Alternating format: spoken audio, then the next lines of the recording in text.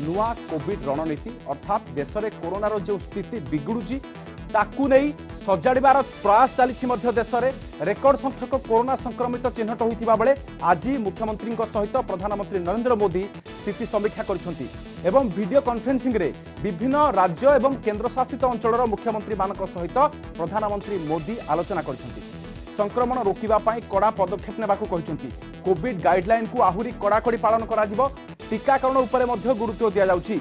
2 दिन तले कोरोना को नहीं उच्चस्तरीय बैठक नरेंद्र मोदी करथिले। कोरोना को नहीं कड़ा पदक्षेप नेबाकू अधिकारी को निर्देश देइथिले। एहा परे आज मुख्यमंत्री मानक सहित पुणी थे आलोचना करछंती। देशर चित्र देखिले गत 24 घंटे लक्ष्य पार कर अर्थात 1,26,789 जनकर कोरोना पॉजिटिव आसी 685 जन मृत्युवरण कर देश में मोट एक्टिव केस रही 9,10,319 ओडिशा रे 879 जन आक्रांत चिन्हट होती खोर्धारू पुणी थे सर्वाधिक आसुच्च 144 जन सुंदरगढ़ द्वितीय रही संख्या कमुनी सुंदरगढ़ में 131 जन आक्रांत चिन्हट होती नुआ आक्रांत को मिसाई राज्य में मोट आक्रांत संख्या 3,45,526 रही ओडिशा रे मोट एक्टिव केस रही 4,888 अर्थात निकटवर्ती 5,000 जहाँकि देशर एक्टिव केस 0.53% संक्रमित संख्या देखिले जहाँकि देशर नुआ केस 0.69% किंतु बढ़ुवा फिगर चिंताजनक जहाँकि सारा देश में नुआ केस 0.6% रही।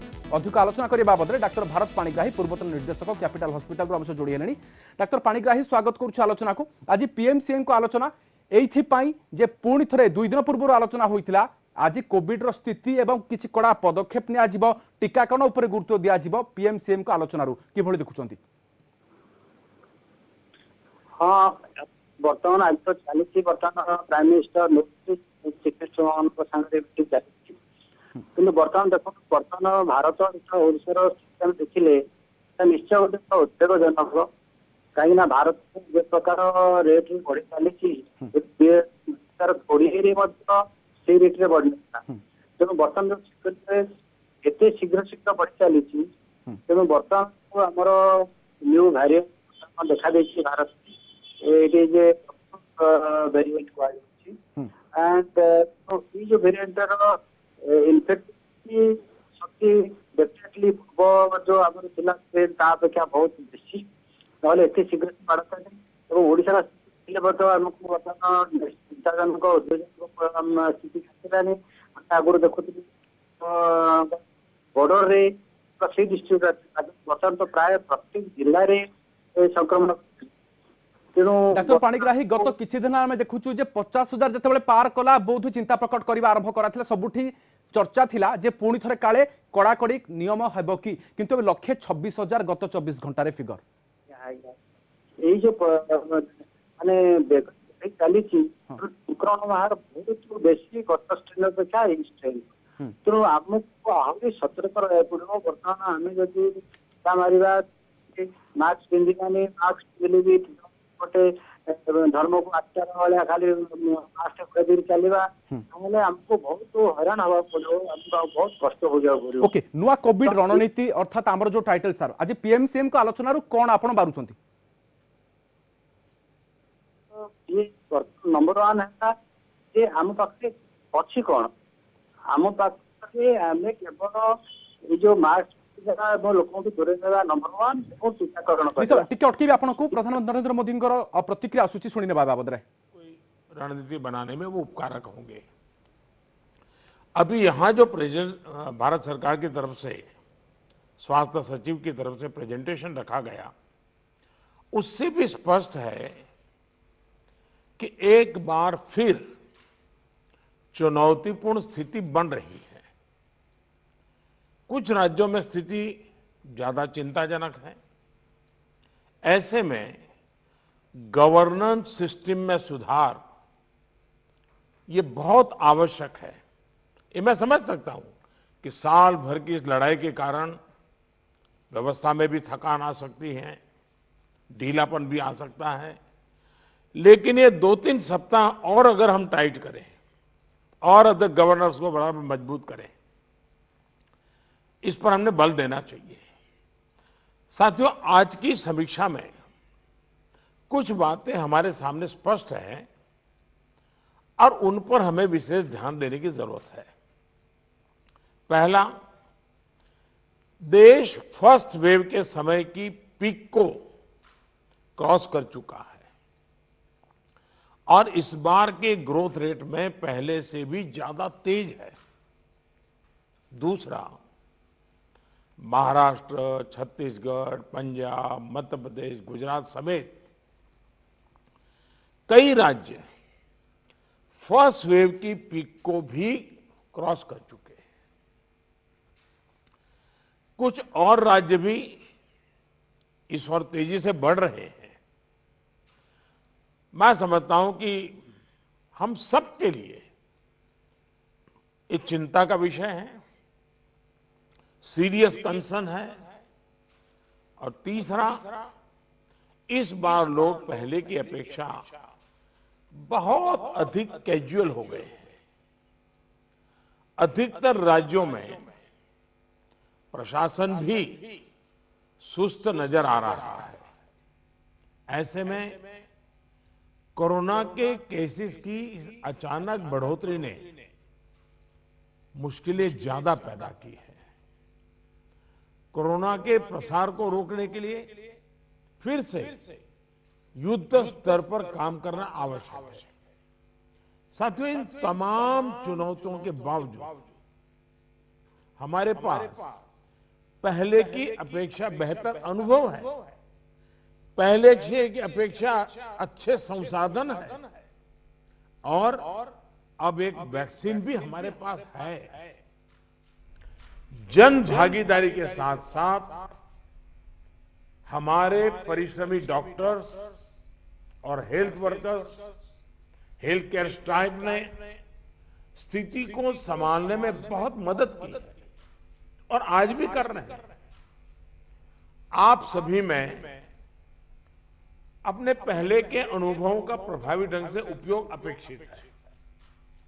अब आप कल्पना कीजिए कि गत वर्ष इन दिनों में हमारे हाल क्या थे। हमारे पास टेस्टिंग लैब नहीं थे, इवन मास्क कहां से मिलेगा ये भी एक चिंता का विषय था, पीपी किट नहीं था।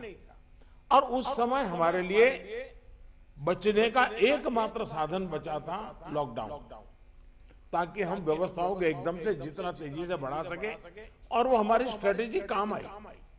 हम व्यवस्थाओं को बना सके, संसाधन खड़े कर पाए, हमारी अपनी कैपेबिलिटी बढ़ाई, दुनिया से जहां से प्राप्त कर सकते कर पाए और लॉकडाउन के समय का हमने उपयोग किया।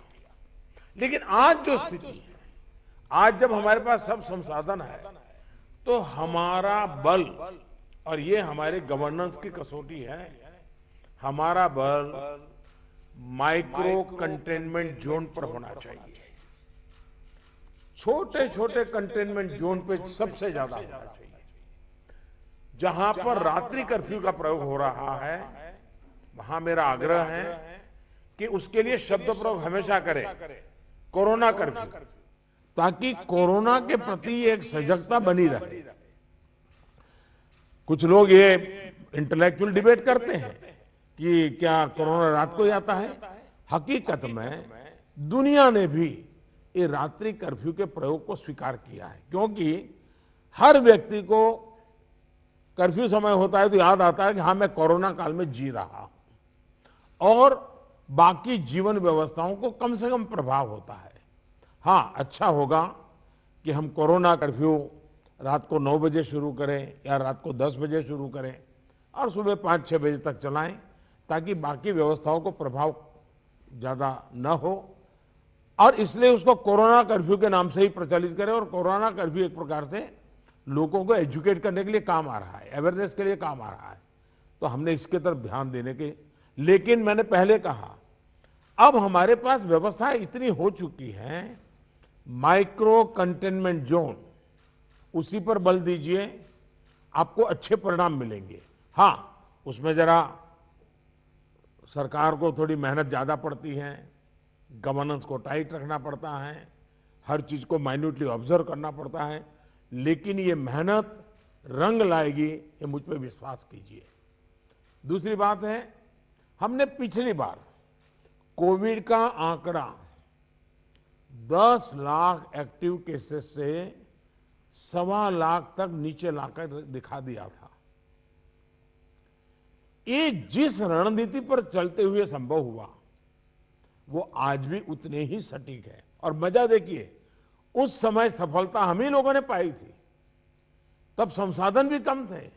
आज तो संसाधन ज्यादा है और अनुभव भी ज्यादा है, और इसलिए हम इस पीक को बहुत तेजी से नीचे ला सकते हैं, पीक को ऊपर जाते रोक भी सकते हैं।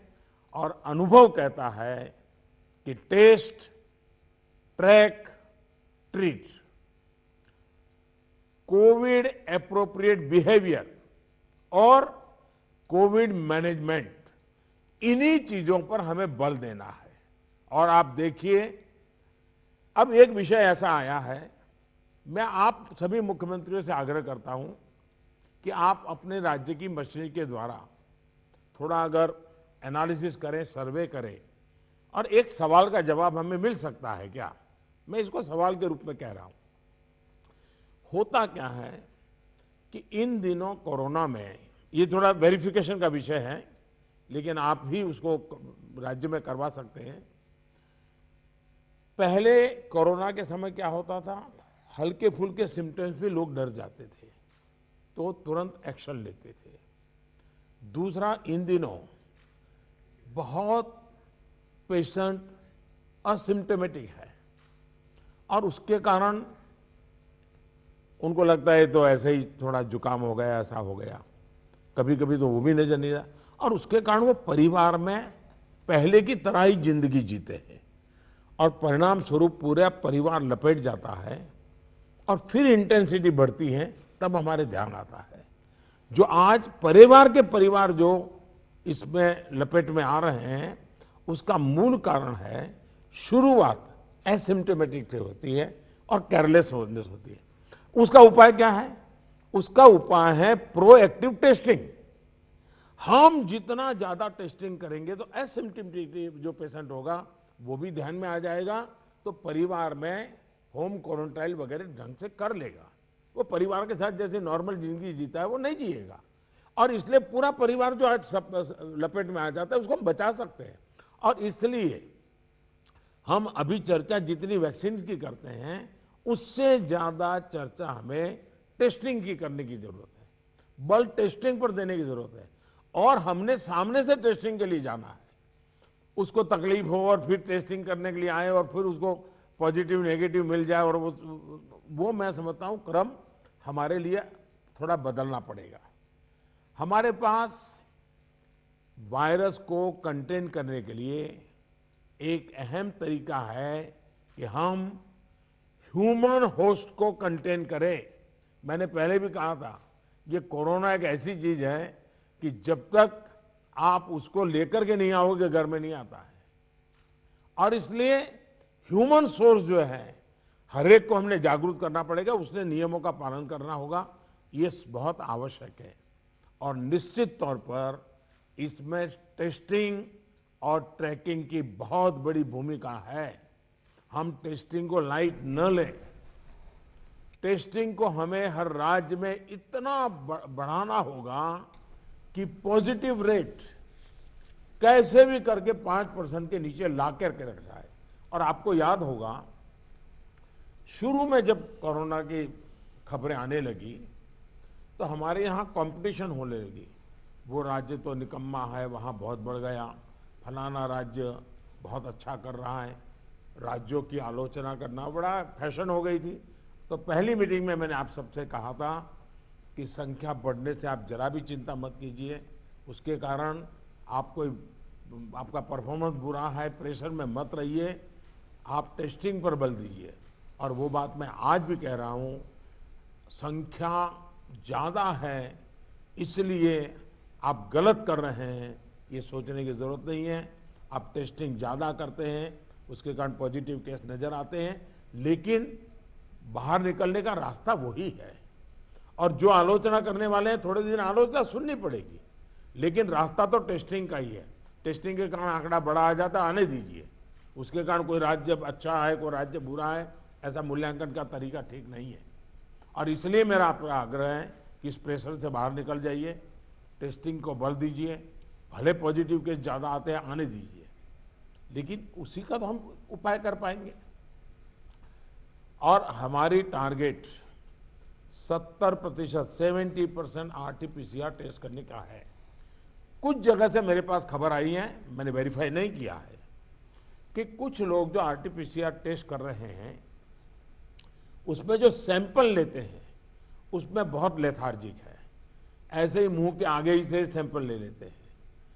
ऐसा है, बहुत गहरे जाकर के सैंपल लिए बिना रियल रिजल्ट मिलता ही नहीं है। अगर आपने ऊपर ऊपर से ले लिया मुंह में थोड़ा सा डाल करके, तो जो रिजल्ट आएगा वो तो नेगेटिव ही आने वाला है। और इसलिए जब तक सुई को अंदर डाल करके सैंपल नहीं लेते हैं, जिन राज्यों में ये हो रहा है इसको रोकने के लिए कोशिश कीजिए। भले पॉजिटिव केस बढ़े, चिंता मत कीजिए, लेकिन पॉजिटिव केस होगा तो ट्रीटमेंट होगा, लेकिन वो नहीं होगा तो घर में फैलाता रहेगा, पूरे परिवार को, पूरे मोहल्ले को, पूरे टेनामेंट को, सबको लपेट लेगा। हमने पिछली मीटिंग में भी इस पर चर्चा की थी कि RT-PCR टेस्ट बढ़ाने की जरूरत है। और फिर मैं कहता हूं कि प्रॉपर सैंपलिंग और प्रॉपर होना चाहिए। आपने देखा होगा कुछ लैब सबको निगेटिव दे रही हैं, कुछ लैब सबको पॉजिटिव दे रही है, तो ये तो अच्छी चित्र नहीं है, तो कहीं कुछ कमी है और ये गवर्नेंस के माध्यम से हमने चेक करना होगा। कुछ राज्यों को इसके लिए इंफ्रास्ट्रक्चर बढ़ाने की जरूरत होगी, लेकिन इसे जितनी तेजी से करेंगे उतना ही मददगार होगा। लैब्स में शिफ्ट बनाने की जरूरत करनी है, तो मैं समझता हूं इसे भी किया जाना चाहिए। साथ ही मैंने जैसे पारण में कहा, कंटेनमेंट जोन्स में टेस्टिंग पर हमें बहुत बल, जिस कंटेनमेंट जोन तय करें उसमें एक भी व्यक्ति टेस्टिंग के बिना रहना नहीं चाहिए। आप देखिए, आपको परिणाम फटाफट मिलना शुरू हो जाएगा। साथियों, जहां तक ट्रैकिंग का प्रश्न है, प्रशासनिक स्तर पर हर इन्फेक्शन के हर कॉन्टैक्ट को ट्रैक करना, टेस्ट करना और कंटेन करना, इनमें बहुत तेजी की जरूरत है। 72 आवर्स में कम से कम 30 कॉन्टैक्ट ट्रेसिंग से हमारा टारगेट कम नहीं होना चाहिए। एक व्यक्ति का खबर आया तो उसके 30 संबंधित लोगों जो भी मिले हैं उसको हमने करना ही पड़ेगा। कंटेनमेंट जोन की भी सीमाएं स्पष्ट होनी चाहिए, वेग नहीं होना चाहिए। पूरे के मोहल्ले, इलाके के इलाके, ऐसा मत करो। अगर 2 फ्लैट हैं, एक इमारत में 6 मंजिला है, तो फिर उतनों को ही करो। बगल का टावर है उसको बाद में देखो। अदरवाइज क्या होगा कि हम सब के सब सरल मार्ग यही है कि मेहनत कम पड़ती है, ये कर दो, उस दिशा में मत जाइए। आप सब इस दिशा में सक्रिय हैं, बस हमारी सतर्कता में कोई कमी नहीं आनी चाहिए, यही मेरा आग्रह रहेगा। हमें ये सुनिश्चित करना है कि कोविड फटीग के चलते जमीन तक जाते जाते प्रयासों में सुस्ती किसी भी प्रकार से नहीं आने देनी है। कई राज्यों में कॉन्टैक्ट ट्रेसिंग को पीरियोडिकली क्रॉस चेक करने के लिए भी टीम्स बनाकर काम किया है, इसके अच्छे नतीजे मिले हैं। हम सबको ये भी अनुभव है कि जहां कंटेनमेंट जोन में हेल्थ मिनिस्ट्री की SOPs का, और मैं मानता हूं ये SOP बड़े अनुभव से तैयार हुई है और समय समय पर उसको अपग्रेड किया गया है, उस SOP का प्रभावी पालन हो रहा है, वहां बहुत अच्छी सफलता मिल रही है। इसलिए मेरा ये सुझाव जरूर होगा कि इस और विशेष ध्यान दिया जाए। साथियों, हमने चर्चाओं के दौरान अभी मोर्टालिटी रेट पर चिंता जताई, ये कम से कम रहे, इन पर भी हमें बहुत जोर देना है। और उसका मूल कारण यही है कि वो रूटीन लाइफ जीता है, मामूली बीमारी ऐसा मान लेता है, पूरे परिवार में फैला देता है और फिर एक स्थिति बिगड़ने के बाद अस्पताल तक आता है, फिर टेस्टिंग होता है और तब चीज़ें हमारे हाथ से निकल जाती है। हमारे पास हर हॉस्टल में डेथ एनालिसिस की जानकारी होनी चाहिए। किस स्टेज में बीमारी का पता चला, कब एडमिशन हुआ, मरीज को कौन कौन सी बीमारियां थी, मृत्यु के पीछे अन्य क्या फैक्टर्स रहे, ये डाटा जितना कॉम्प्रहेंसिव होगा हमें उतने ही जीवन बचाने में बहुत आसानी होगी। साथियों, मैं आपकी भी जानकारी में है कि एम्स दिल्ली हर मंगलवार और शुक्रवार को इस विषय पर वेबिनार आयोजित करते हैं और देश भर के डॉक्टर्स उनसे जुड़ते हैं। ये लगातार होते रहना चाहिए। सभी राज्यों के अस्पताल इनसे जुड़ते रहें। जो नेशनल क्लिनिकल मैनेजमेंट प्रोटोकॉल चल रहा है उनकी जानकारी सबको रहे, ये भी जरूरी है। और ये लगातार कम्युनिकेशन की व्यवस्था है। जो मेडिकल फैकल्टी के लोग हैं उनको उन्हीं की भाषा में उन्हीं को लोग समझाएं, इसका प्रबंध है, इसका लाभ लेना चाहिए। इसी तरह एम्बुलेंसेस, वेंटिलेटर्स और ऑक्सीजन अवेलेबिलिटी की भी लगातार समीक्षा आवश्यक है। अभी तक जब पिछली बार हम पीक में थे, आज भी देश में उतना ऑक्सीजन का उपयोग नहीं हो रहा है और इसलिए एक बार एनालिसिस कर लें हम चीज़ों का, रिपोर्ट को जरा वेरीफाई कर लें हम। साथियों, एक दिन में हम 40 लाख वैक्सीनेशन के आंकड़े को भी पार कर चुके हैं। वैक्सीनेशन पर कई महत्वपूर्ण बिंदु इस चर्चा में हमारे सामने आए हैं। देखिए, वैक्सीनेशन में भी आपके अधिकारियों को लगाइए, दुनिया भर के समृद्ध से समृद्ध देश जिसके पास सब सुविधाएं उपलब्ध है, उन्होंने भी वैक्सीनेशन के लिए जो क्राइटेरिया तय किए हैं, भारत उनसे अलग नहीं है। आप जरा स्टडी तो कीजिए, आप पढ़े लिखे लोग आपके पास है, जरा देखिए तो सही। और नए वैक्सीन डेवलपमेंट के लिए जितना भी कोशिश हो रही है, मैक्सिमम वैक्सीनेशन मैन्युफैक्चरिंग कैपेसिटी है, उसके लिए भी काम हो रहा है। और वैक्सीन के डेवलपमेंट से लेकर स्टॉक और वेस्टेज जैसे जरूरी बिंदुओं पर भी चर्चा हुई है। ये बात सही है। आपको मालूम है कि भी इतनी वैक्सीन बन पाती है। अभी ऐसा तो नहीं है कि इतने बड़े बड़े फैक्ट्रियां कोई रातों रात लग जाती हैं। जो हमारे पास अवेलेबल है उसके हमें प्रायोरिटाइज करना पड़ेगा। किसी एक राज्य में सारा माल रख करके हमें परिणाम मिल जाएगा, ये सोच ठीक नहीं है। हमें पूरे देश को ख्याल करके ही उसको मैनेजमेंट करना पड़ेगा। कोविड मैनेजमेंट का एक बहुत बड़ा पार्ट वैक्सीन वेस्टेज ये रोकना भी है। साथियों, वैक्सीन को लेकर राज्य सरकारों की सलाह, सुझाव और सहमति ने से ही देशव्यापी रणनीति बनी है। मेरा आप सभी से आग्रह होगा कि हाई फोकस्ड रिस्ट्रिक्शन जो है उनमें 45 साल के ऊपर 100% वैक्सीन के लिए लगातार प्रयास कीजिए। एक बार एक तो अचीव करके देखिए। मैं एक सुझाव देता हूं, क्योंकि ये कभी कभी वातावरण बदलने के लिए चीजें बहुत काम आती हैं।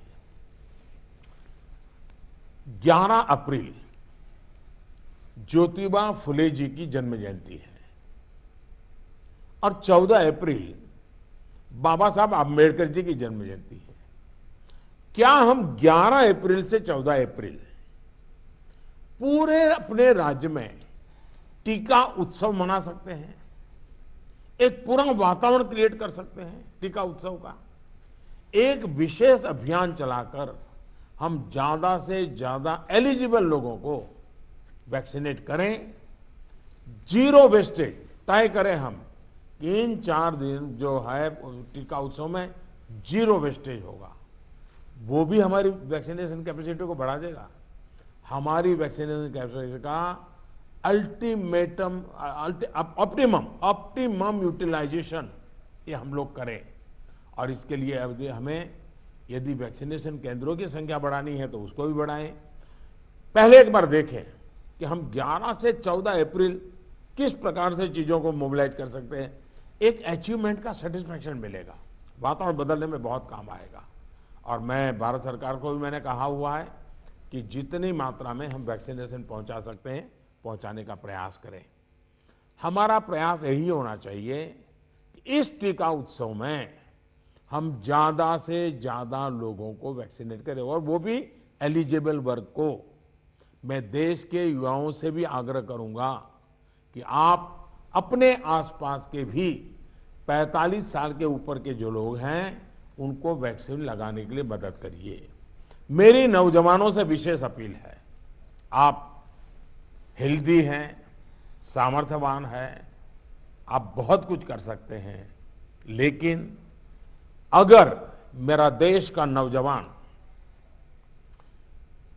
कोरोना के जो एसओपीज हैं, जो प्रोटोकॉल्स हैं, डिस्टेंस मेंटेन करने वाली बात है, मास्क पहनने वाली बात है, अगर मेरा देश का नौजवान इसको लीड करेगा तो कोरोना की कोई ताकत नहीं है कि मेरे नौजवान तक पहुंच जाए या कुछ करने वाला है वो एकदम से नए संकट में आ जाता है, फिर पूरा परिवार संकट में आ जाता है। और इसलिए मेरा आग्रह है, प्रोएक्टिवली हमने टेस्टिंग पर बल देना होगा। हमारे पास व्यवस्थाएं हैं, हिंदुस्तान के हर जिले में लैब बन चुकी हैं। एक लैब से शुरू किया था हमने, आज हर जिले में लैब पहुंच गई है, और हम इस चीज को बल न दे तो कैसे होगा।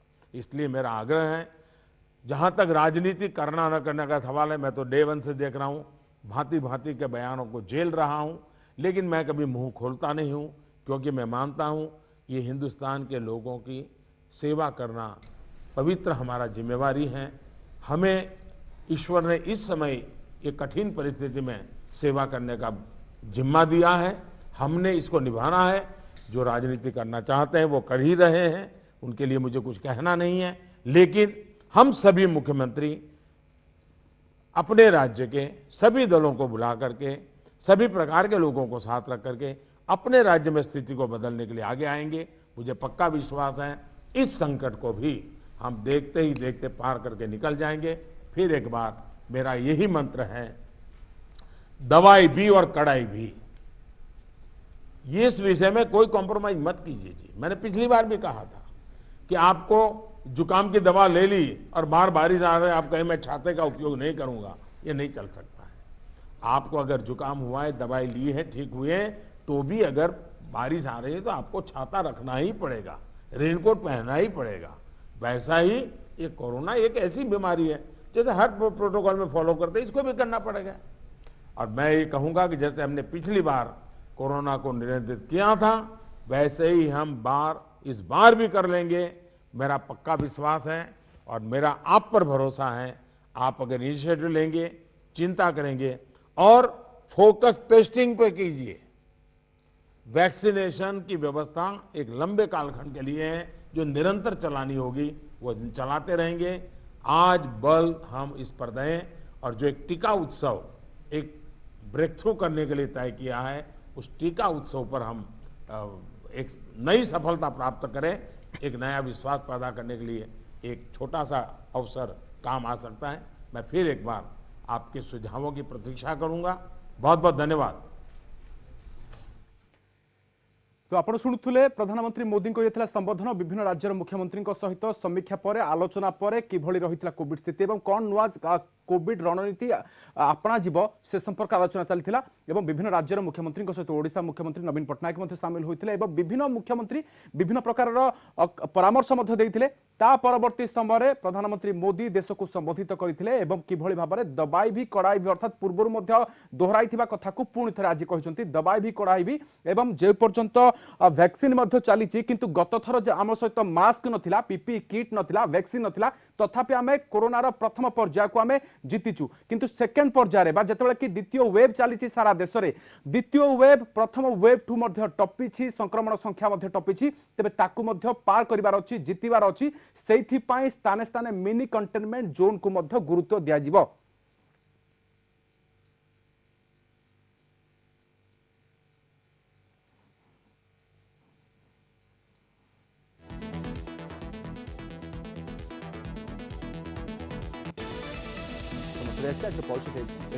नमस्कार।